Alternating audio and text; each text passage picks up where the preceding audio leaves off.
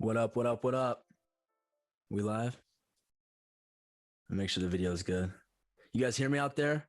Let's see it in the chat. Can we get some spam in the chat if you can hear us? Yeah. Yes, sir. Yes, sir. Awesome, guys. Well, hey, thank you so much for coming tonight. We have almost 360 of you guys. Let's try and get it up to closer to 1,000 by the end of the night. I'm 4 to 8. Tonight, I have a very, very special guest with me. No, you might be, I know what you're thinking, right? Mission Impossible and, a couple of different films. The wrong Tom Cruise. This is the right Tom Cruise. Let me say it like that. Tom is a great friend of mine and one of the best real estate investors that I know. He has an insane and tenured, lifespan and portfolio that has just been and an incredible journey in the space. And Tom also has a real estate Discord, right? So I want you guys all, before we get started, go check out Tom's website. Tom, what is the website? Let me unmute you here. Is Tom muted? Ask Tom. There we go. Sorry. It's passivecashflow.co. I think I muted myself. Passivecashflow.co. Correct. Awesome, guys. So without further ado, Tom Cruise, and welcome to the Wiseguy Live podcast. Thanks, man. I appreciate you having me on. Looking forward to talking about real estate and educating your audience. Awesome, man. Great. So let's get into it, man. So where did your entrepreneurial and let's start there. Where'd your entrepreneurial journey start, and how did you get into real estate? Yeah, starting back in middle school and high school, man, I'd always had some type of hustle going on, either selling Pokemon cards or cutting lawns, or I sold paintball guns in high school, and then eventually in college, I started doing marketing side hustles and pay-per-click and web design. I really only got into real estate after I graduated college. Bought my first unit when I was 21, 22, and started doing wholesaling deals. A lot of wholesaling deals is essentially when you put a property under contract and you find another buyer that wants to buy it instead of you. So you're able to get into these deals with no cash, no credit, and then be able to, essentially you're flipping the contract. So I did that for a while, used the cash for that to start buying rentals. And then I just accumulated rentals. And now I'm at almost 400 rental units, mostly single family properties. I also have small multifamily as well. That's everything. That's crazy. So 400 units. And how old are you? I'm 33. 33. And you started when you were 21 with your first property? Yeah, that was the one that I first lived in. And I lived there for a little over a year and a half. And then, yeah, closer to 22, 23 is when I started buying rentals seriously. So yeah, for the last 9 to 10 years. So tell me this, when you started with your first real estate investment property, did you have intentions of getting into the real estate investment game, or was it something that you just bought the house, you had the money, and you saw, the potential in that? Yeah, and I even really didn't have the money. I used Obama's tax credit back then, and the, I think 2% down payment through FHA program at the time. So I bought it to essentially just live in it as a primary residence. And then I tried to sell it in order to get another unit to live in, and wasn't able to sell it because this is right after the crash. So I rented it out, and I saw how easy it rented. I saw I was making, $500 or $600 a month on top of my mortgage. So that's kind of when it clicked for me. So I was like, how do I buy more units? I learned about wholesaling, started getting into the wholesaling aspect of things and reaching out to sellers, finding motivated sellers, learning how to really speak with them and find out exactly what they're looking to do and how they're wanting to get out of those properties, and then connecting buyers with them. So that's how I got started.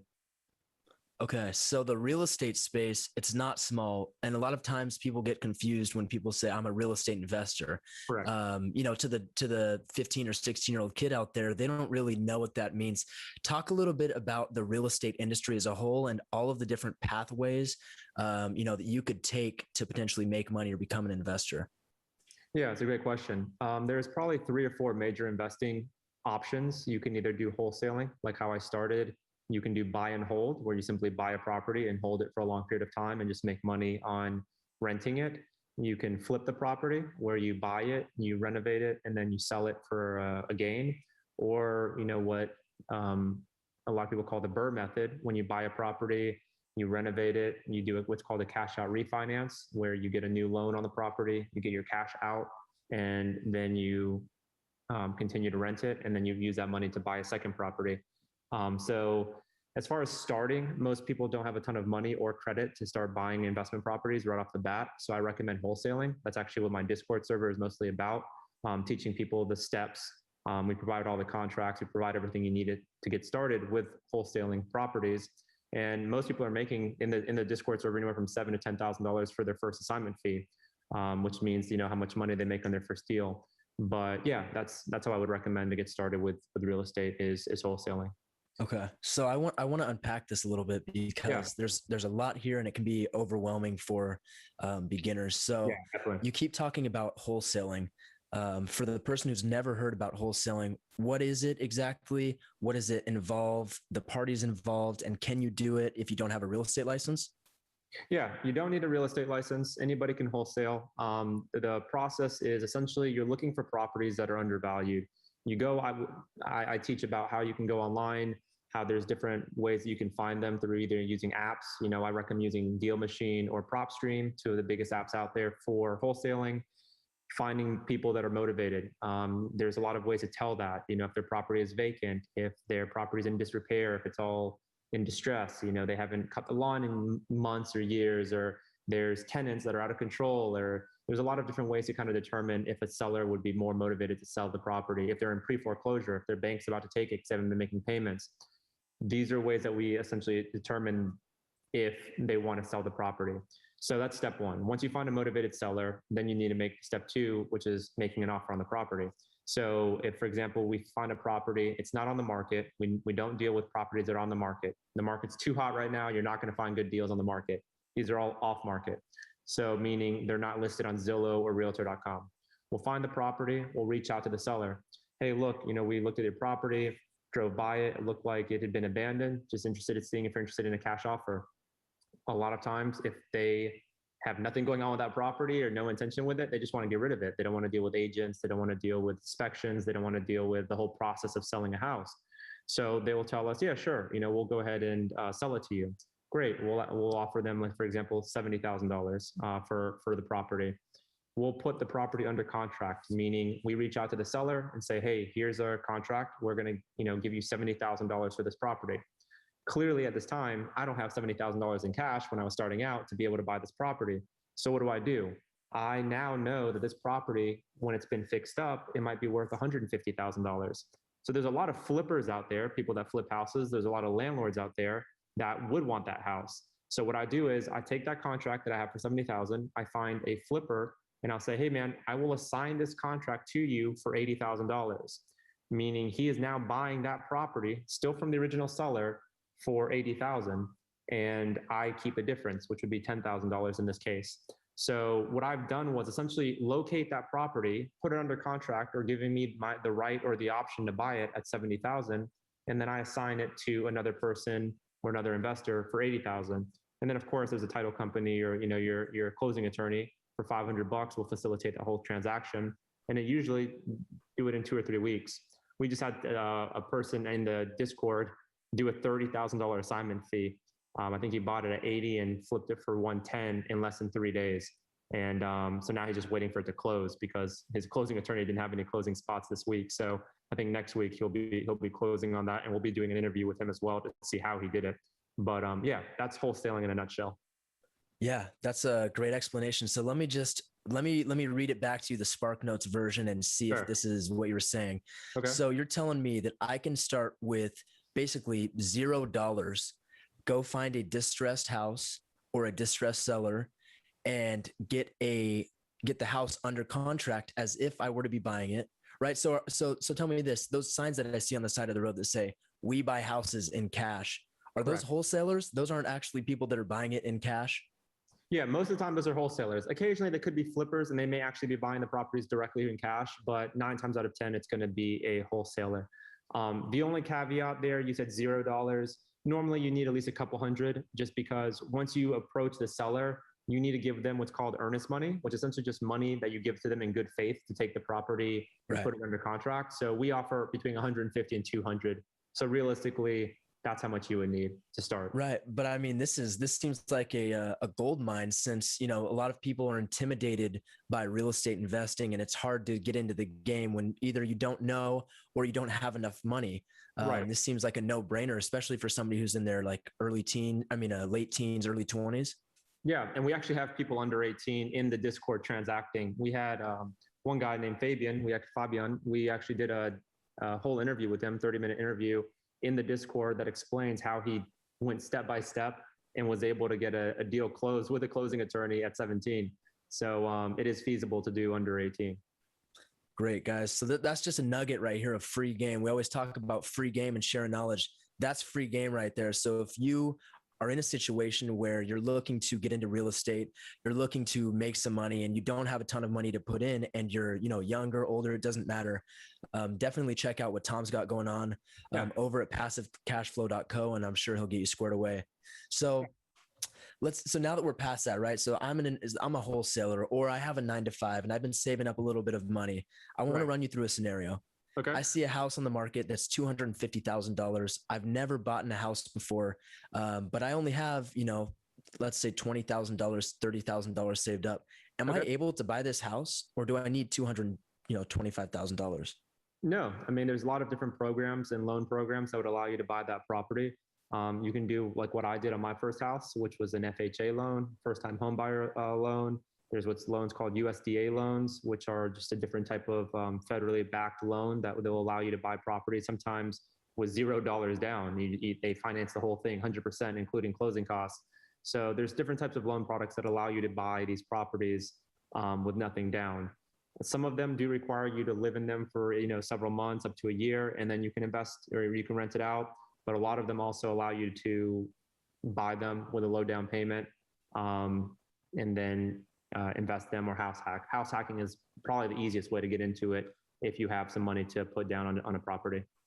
What is house hacking? I hear it all the time. I always hear people talking about duplexes, quadplexes. What is house hacking? Yeah, house hacking is straightforward. House hacking is when you find a multi-family up to, I would say, 4 units is normally the limit, because that's the most that the bank is going to loan on a first-time home buyer loan, is a 4-unit complex. So you would essentially buy it. So let's say you find one for $200,000 and you put 2% down, 3% down. You're putting $4,000 to $6,000 down on the property. You now have a loan on the property, and then you simply rent out the other 2 or 3 units that are there. So you live in one, and you rent out the other 2 or the other 1 unit, and the money that you get from rent is paying your mortgage. So you're actually you're living there for free. Your tenants in the other units are essentially paying your loan for you every month, and you don't essentially have any housing expenses.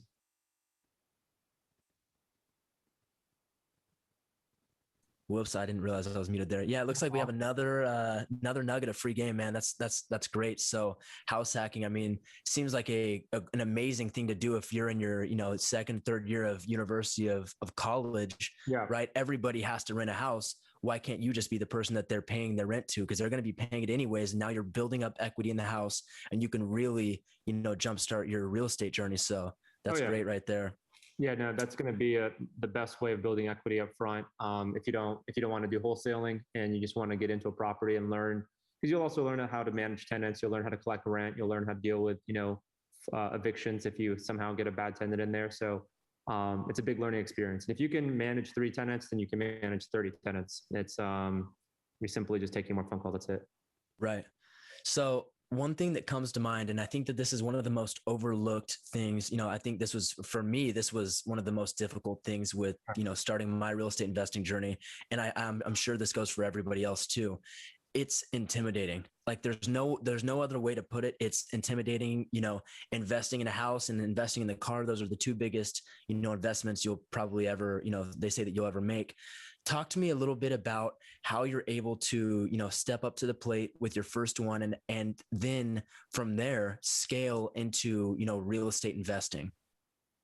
Yeah. So the way you make it non-intimidating is by starting slow, right? I mean, it's obviously sounds super crazy that, own 300 or 400 or 200 units, but I didn't start with 300 units or 400 units. I started with 1 unit.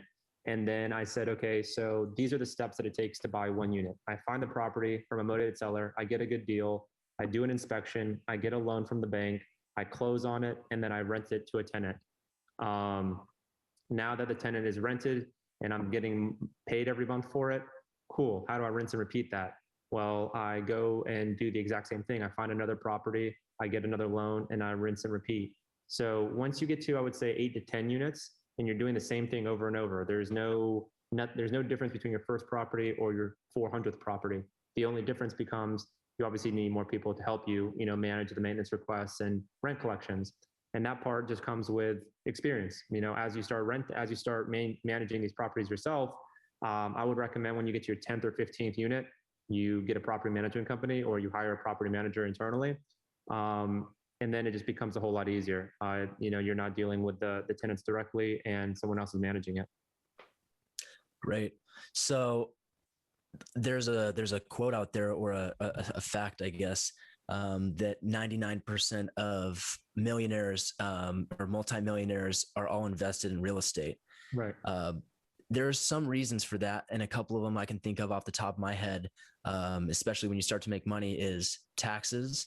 Right. Other reasons are, passive income, and then also building up equity.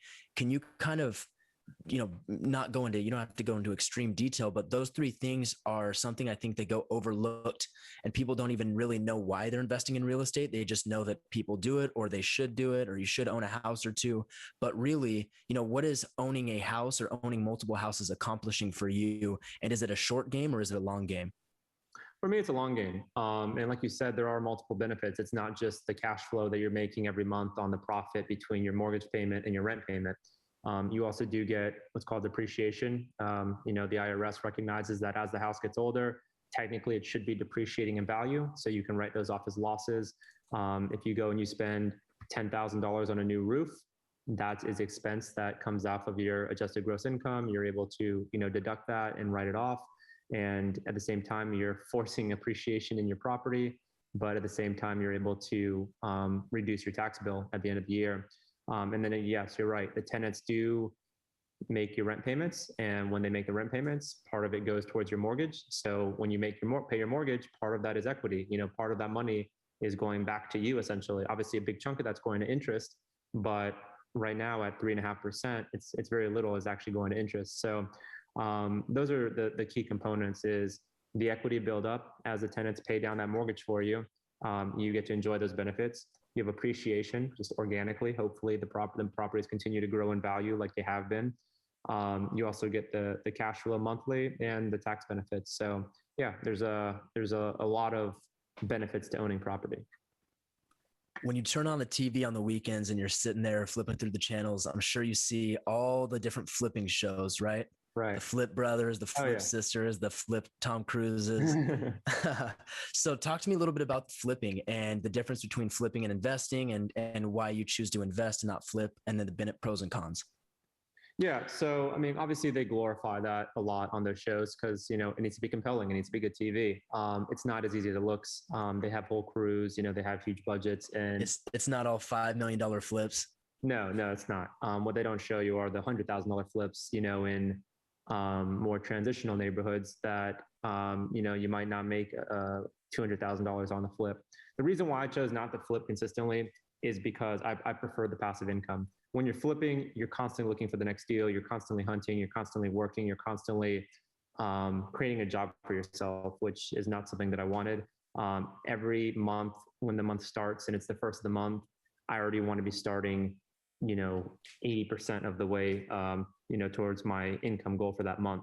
When you're flipping or when you're doing any other type of non-residual, non-subscription, non-recurring business model, you're starting at zero. And that's why I chose the rental route, is because there's no other asset class where someone else is paying for it for you. You're also profiting from it. You also get insane tax benefits from the federal and state government. And also you exponentially grow your net worth by doing it. The market that we're in right now, California, I'm in California. Right. aside from the taxes and the, 3-bed, 2 baths that are worth $5 million. Yeah. It seems like pretty much, every big city or most growing cities, prices are just absolutely fucked right now. I mean, Yeah. it is just insane. Everywhere you go, it's crazy. So if I'm just getting into real estate investing right now, I'm a little bit intimidated about the prices. It seems pretty high. Are we going to correct? Where's the market going? And so rather than digging into, is the market going to crash or anything like that? Let's talk a little bit about identifying good markets and how to find, or like what you kind of look for in what you consider a good deal. Yeah, and you're right. I mean, markets all over the country, not just major metropolitan areas, are growing. The inventory is low, so the demand is high. Interest rates are low. There's a lot more first-time home buyers, a lot more people buying, irrationally and spending tens of thousands of dollars over the list price just to get the property. But the neighborhoods and the cities that I look for are growing areas. I look for small to mid-sized towns. I see towns where there's more employment growth, where if you go to look at any Google trend for that town, there's more keyword searches for that town, moving related keywords to that town. A lot more bigger franchises are moving to that town. Ideally, military or universities are there. Those are obviously big hubs that draw a lot of people. That's why I like Wilmington. We have I think 30,000 people here, and then we also on top of that have military installation at Jacksonville, 45 minutes away. So we draw a lot of people. There's a tourist area here, so there's beaches and hospitality is huge here. So places like this is ideal because you're able to kind of ride that wave as the city grows, you're growing with it. So those are the kind of the big things that I look for. And also just the general median income is important. Looking to see exactly how much people are making in that area to make sure they can afford rent. And concepts like that is what I look at when I'm getting into a new market. So I live in California right now, where I literally wouldn't want to buy a rock. Right. But Florida looks pretty good. I just got back from there, had a nice trip, and wow, they've got some amazing cities, amazing properties, and they don't actually seem like too crazy expensive compared to a lot of other places right now. Am I able to invest out of state even though I'm in California? Yeah, definitely. I mean, you could do it virtually. Simply find yourself a good real estate agent in the town that you want to target. Someone that knows other investors, someone that's investor oriented, and that they're a good buyer's agent. And you can definitely start having them find properties for you. You can make offers on them and put them under contract, close on them, and then just hire a property management company in that town to take over it and manage the rentals. So I've done that before in South Carolina and Tennessee. I want to talk about on a grander scale, since you've obviously have 300 or 400 properties, which is just insane, right? That number, did it come in a compounding way? Like, did it start with 1 to 2, 2 to 4, 4 to 8, and then all of a sudden 200 to 400? No, the biggest single gain that I had was right at 100 units at once. And that happened when I was at around 250 units. So that was the biggest exponential. But before then, it was pretty linear. There was no massive. I was buying between 2 and 5 units at a time. I was aiming for anywhere from 5 to 7 units per month was my monthly acquisition goal, and it was a pretty steady rise. Only reason because I tried to avoid using other people's money at the beginning, meaning other investors. So I was funding it myself. So obviously there was limits to how much cash I was generating from my own rentals. So I wasn't able to go buy a $5 million portfolio, with the cash flow that I had when I only had 50 units. So that's why it grew that way.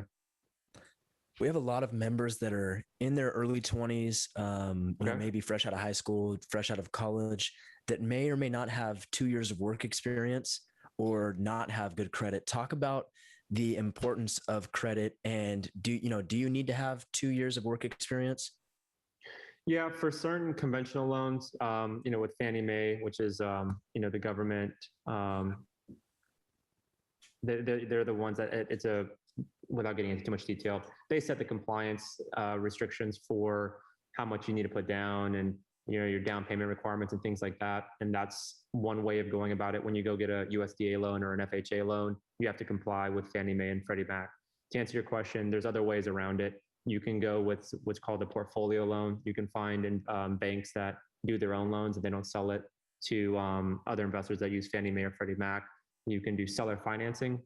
You can find owners that own properties and they may own the property outright, meaning they don't have a mortgage on it. So they'll actually act as the bank. You give them a down payment and you make payments to them monthly and there's no bank involved. I've done a lot of deals that way when I was getting started and I was tapped out, with banks. They're like, hey man, we're not giving you any more loans. You already have 10 loans with us.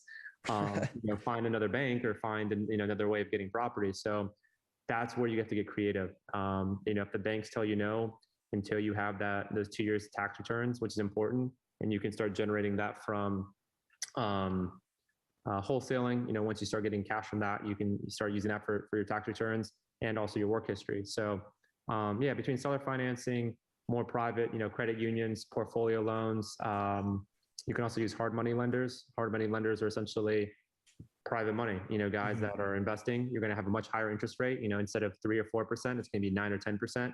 But if you're only holding the property for a couple of years until you sell it or until you refinance it with another bank, it's not the end of the world, So I'm a tenant in one of your houses, right? Okay. And I slip, I called you and I said, hey, Tom, there's some water leaking here and I slip and break my back. I want to go after you. I want to sue you. I want to take everything you got. Am I able to do that? You're going to be suing my LLC because you signed a lease with my LLC. I mean, you can always name me personally in any lawsuit, but when you get in front of a judge, they're going to look at it and say, hey, you have an agreement with the company, not, Tom directly. So they'll look at that. And then, yes, I mean, if there was negligence or if they're able to prove something that I did or didn't do that caused them, to not be able to work now because they're injured, then I have a liability policy on the property up to $3 million per incident. So their attorney would sue my insurance company. My insurance company would have their attorneys and they would, fight it out. If it somehow was a major, issue and it exceeded $3 million, then I have, umbrella policies and other policies that pick up if there's a deficiency there. So as long as you're well covered and you're well insured, then the risk is really little. Good to know. So with 400 houses, I don't think that you're investing in multi-million-dollar mansions, right? No, I'm investing in low income. So I do a lot of Section 8 properties. Most of my houses are between, I would say, $70,000 and $150,000. Okay, so you're going for that lower income range. Right. Tell me, do you have any crazy stories or any crazy things that have happened, with you dealing with that kind of those kind of housings? Yeah, I mean, we've had, insane stories where people just like abandon the property altogether. We had one woman leave 4 pit bulls in the property for a week, completely unattended because she abandoned the unit and she left her car in the driveway and the car was all messed up. So we ended up having to tow the car. I actually had them tow it out of city just because I was so upset mostly how she treated the dogs. She just left it there. They, of course, had no food, no water, and they were just, soiling everything in there. So yeah, I mean, it can get messy, when you reach scale and you are dealing with hundreds of tenants, there's always going to be 1 or 2 that, slip through. We've had, SWAT team raid some of our houses before, reach the front door and back door and blow out all the windows and call us at 3 a.m. telling us to come, clean up the house because they found a meth lab production and with AK-47s and cash in there. That's happened before. Yeah. Jeez. So, there's always crazy stories. I think I saw a TikTok a couple weeks ago. There was like a shootout or something, right? Yeah, no, I had a property downtown Wilmington, first mass casualty event, mass murder event. I think 4 people died, 3 people were injured, 7 people total shot, and it was right next door. I think it was actually part of it on my property that it happened on. It happened outside. So yeah, I mean, when you're dealing with properties in somewhat higher crime areas, it's just, part of the game. So where does your real estate journey go from here? Do you continue to scale up? Are you done buying for now? What does it look like for you? No, I'm still buying. I'm not buying as aggressively as I was, in 2017, 16, 15, just because, the market is hot and there's only so many off-market deals you can find or so many wholesale deals you can buy directly from these, wholesalers. So right now I'm probably only buying maybe 4 properties per month instead of my usual 8 to 12 properties per month. My end goal would probably be to reach, 500 to, I would say 700 units and then sell out, to a larger hedge fund or institutional buyer or REIT or anybody that would want a really large portfolio. Nice. Wow, that sounds easier said than done, I guess. Yeah, no, definitely. Cool. So, hey, we want to open it up to you guys, chat. So let us know any questions that you guys have for Tom as we start wrapping it up in the next 10 to 15 minutes. Sure. And we'll see if we can knock some of your guys' questions out. We have a question from, looks like Trey Gomez or TRX GMZ. When is it a good time to start buying properties or flipping houses? It's always a good time to buy a property. I saw some expression the other day. It was the best time to buy a property was 25 years ago. The second best time to buy a property was today. And that's very much the case. There's any market in the country that you're in right now, you can find off-market deals if you look hard enough. If you find distressed properties, if you go into really good locations and you find that one diamond in the rough and you contact the seller, the thing you don't want to do is sit on the sidelines, right? If you just sit on the sidelines watching, hoping that your crystal ball is going to tell you when the correction is going to come or when the bubble is going to burst and you're going to have this perfect timing, it never works out that way. What will happen inevitably, prices will continue to increase. If there's a correction, it's still going to correct maybe down to where you were hoping that it was going to be able to come from. So it's impossible. Just like anything else, no one can see the future. So the way I've been doing it is just very much cost-based buying. I buy throughout the year. I buy low. Sometimes I buy high. Either way, it averages out. And at the end of the day, we're still getting rentals. Most of them are still guaranteed through Section 8, which is a federal housing program that guarantees the rent payments to landlords. We had our best year last year in 2020. We had the best year we've ever had because nobody was renting out units. We were still showing units virtually. We were still renting out to Section 8, and we still had a 93% collection rate. So it works out when you are able to get into these subsidized programs like that. Take a trip down memory lane back to when you were filming Mission Impossible 1, I'm guessing. What would you do if you were 20 years old again? You had to go back in time. Where would you start? Yeah, I would start wholesaling. I did a lot of marketing. I did a lot of other side hustles in college. And had I found out about wholesaling earlier, I would have done that. There's very few opportunities where you can put in $200 and make $10,000 in 21 days. And yes, that sounds very clickbaity. Yes, that sounds very scammy, but join the Discord, even for free, read the testimonials, look at the deals that we've been posting, and you'll see it. I mean, you don't even have to join the Discord. You can just Google real estate wholesaling and learn about it. And if you want, the contracts, and if you want the buyers and other wholesale connections that you will need, you can join the Pro Discord, $47 per month, and learn about it there. We also have Zoom calls twice a week with me, where it's just exactly like this, where I'm answering questions, going over deals, explaining to people, what to do and what not to do with rentals, and also with wholesaling. So yeah, that's what I would recommend to myself if I was 20 again. If you have, you have a pretty, it seems like extensive career, even though it's been a short one. Right. Have you had any major setbacks? And if so, how have you handled them? Yeah, no, I've bought properties. I told a story on TikTok where I bought 7 units and I got cocky. I bought it with very little due diligence, meaning I did not really check them out. And we bought it for, I believe, $500,000 for those properties. And come to find out, there was a ton of issues with them. There was issues with code enforcement, meaning there had been a bunch of trash left on property, a bunch of county issues that they wanted fixed, like there was asbestos in the siding, there was lead in the paint, roof issues, things that when you walk through, everything looks fine. It's fully occupied. All the tenants seemed happy, no big complaints. But when we bought it, huge nightmare, tens of thousands of dollars in repairs and things like that will set you back. Fortunately, that's only happened a few times. After that happened, we were able to repair most of it. And then we increased the value because we also increased the rent after we renovated, all the units. And we were able to kind of get out at break even. But yeah, I would recommend, no matter how much you grow, how many units you have to treat it like you're buying it with, the first one, with super caution and a lot of due diligence.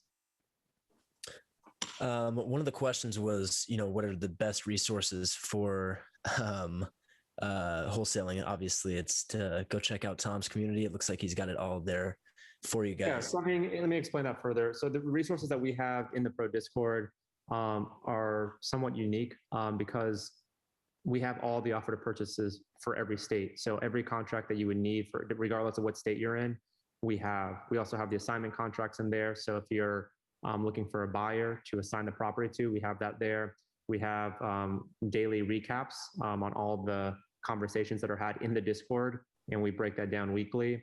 And then we also have the Zoom calls. Those are all recorded. So you can actually go back and watch every single Zoom call and see every single question and answer that we've had since back in February. So there's a lot of resources that would be in there. I mean, there's a ton of resources also on online. I mean, Bigger Pockets is a great forum. I started there. You know, they have a lot of good content and forums that kind of give you a better idea of what wholesaling or just real estate investing is. But if you want a live interactive experience where you can DM me directly or a bunch of other experienced investors in the Discord, then Discord is going to be the fastest way for you to learn. Now, I know that you're not Canadian, and I know you haven't been there too many times, but we do have some Canadian folk that want to know a little bit about the market up there and if they're able to wholesale up there. Is that possible? It is possible. The market there is way hotter than it is here, and most of our Canadian members in the Pro Discord are actually virtually wholesaling in the United States. They found markets like Indiana, Ohio, anywhere in the Southeast perform really well, and they just find title companies in the U.S., have them close, and they just wire the money to their Canadian bank accounts, and that seems to be working pretty well. But finding motivated sellers in Canada is possible. It just takes a lot more time from what we've been seeing. You brought up multiple times during this chat something about finding deals off market. Right. Can you explain what off market means? Yeah. So when a seller is wanting to sell their house, they would contact a real estate agent, and the real estate agent would then take pictures to get a description, just like you see anywhere else, and they post it on Zillow, right? Or they post it on Realtor.com, or they post it on MLS. MLS is multiple listing service. That's where you see all the properties that are for sale in an area. By the time it's on MLS or Realtor.com or Zillow or Trulia or Redfin or whatever service you want to use, it's too late. The whole world's already seen it. They've already received a million offers on that property, and you're not going to get it at a good deal in this market. It's a seller's market. So in order to combat that, you find deals that are off market. You use a website called Deal Machine. I'm a partner with Deal Machine. I've been using them since they first launched. And I actually have some TikToks on it if you check out my TikTok or Instagram.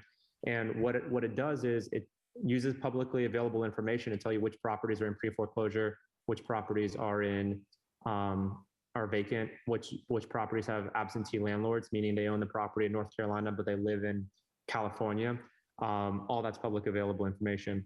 So once you start reaching out to those landlords or to those owners, you can say, hey, look, I've noticed that you have $10,000 in back taxes that you owe in property taxes, and the county's about to foreclose on you. Are you interested in accepting a cash offer? And we'll just pay those tax liens off, and you can leave with some money in your pocket.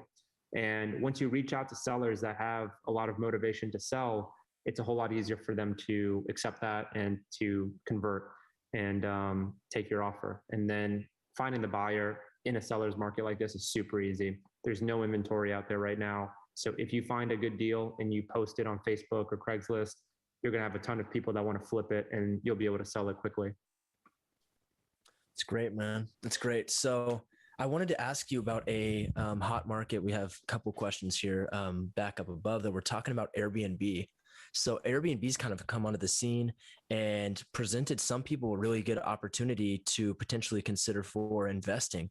Instead of going the traditional route of buying a house and holding it, and finding a tenant and taking a couple $100s of cash flow, they're finding a property that's in on the beach or in Austin or Nashville, and they're able to make 10, 15, 20,000 a month on that. Can you talk about that a little bit? As far as virtual wholesaling, or I guess what exactly are you real estate investing for the intentions of using Airbnb? Do you know anything about that? Yeah. So I have several Airbnbs locally. They are a lot more management intensive. We actually have a separate property manager that just manages our Airbnbs, just because there's a lot of turnover, obviously, every week or weekend. They do work out well. You're just going to have more money up front because most of the time these Airbnbs need to be nicer. They need to be more luxurious, if you want to get top dollar, and they have to be in better parts of town. So if you have the cash to be able to invest in it or to remodel it, then that's going to be the best way for you to get started. Because you can get $200 a night. If you're booking it for half the month, right, you can do way better than you're doing on a long-term rental. You just have to be aware of the fees. You have to be very aware of Airbnb fees. If your town doesn't allow Airbnbs, or if they restrict it, a quantity in a certain area or zip code, you have to be aware of all the laws associated with it. So there's a lot more to it than just buying it, closing on it, throwing it on Airbnb and making, $10,000 a month. I know you're tuned in really well with the government. You have an ear inside the Biden administration. So, do you know of, one of the questions says, do you know of any Biden administration housing options that we can take advantage of similar to the Obama administrations? Yeah. So the last thing that I've heard is, what he'd been mentioning on his campaign stops, and even recently now with all these different bills that they're proposing, is they're wanting to do, it used to be $25,000 towards your down payment and closing costs. It seems like that's been reduced to $15,000. And they've also restricted, it's only for first generation home buyers in your family. So I guess if you're, the son and your dad was first generation here and he bought a property, then you're disqualified. But if you're the first generation home buyer, or you're economically disadvantaged, whatever that means, they haven't really given guidelines on what that means, then you can take advantage of this program. I don't think it's been enacted yet. They're still talking about it and putting together, I think, the guidelines for it. But it seems like there will be assistance from the administration to get more people into homeownership. Cool. Awesome. And, with that said, we've taken about 55 minutes of Tom's time this evening. I want to do the giveaway real quick. So if you guys could please spam the chat, type in cash flow, all caps. I want to see cash flow, all caps. In the next 30 seconds, we will choose one of you guys. And, while we're getting done with this, I want to say a huge thank you to Tom. He spent his evening with us, and, at Wiseguy, we're not just focused on stocks or crypto. We're focused on investing and really changing your lives. And that can be investing in, stocks, options, and real estate, sports cards, cars, watches, whatever that you want to focus on. Lock it in and really start focusing on creating, buying assets that are able to appreciate and give you some cash flow, and then in the future sell them for more value. So I want to say thank you again, Tom, if you have anything else to say. No, man, I appreciate you having me on the call. Let me know if there's any other questions that any of your members have. All righty, cool. The winner for this evening is going to be Calvinator 55. So we'll reach out to you, Calvin. Thank you guys for tuning in. Once again, we'll try and start getting these going back again. You've tuned in to Wiseguy Podcast Live. I'm your host, 4 to 8. This is Tom Cruz. We'll see you guys next time. Bye.